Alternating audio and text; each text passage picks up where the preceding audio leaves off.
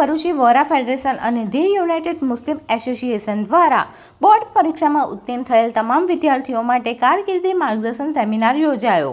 ભરૂચમાં આવેલ માટલીવાલા public school ખાતે વર્લ્ડ ભરૂચી વોરા ફેડરેશન અને ધી યુનાઇટેડ મુસ્લિમ એસોસિએશન દ્વારા બોર્ડની પરીક્ષામાં ઉત્તીર્ણ થયેલ તમામ વિદ્યાર્થીઓ માટે કારકિર્દી માર્ગદર્શન સેમિનાર 1 કલાકે યોજાયો હતો, જેમાં સેમિનારની શરૂઆત તિલાવત કુરાનથી કરવામાં આવી હતી।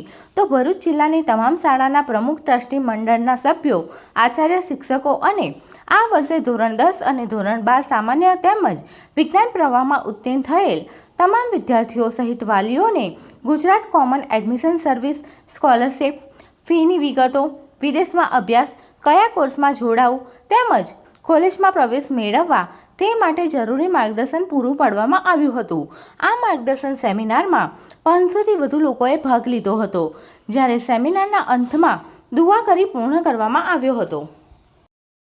Subscribe now and press the bell icon. Never miss an update.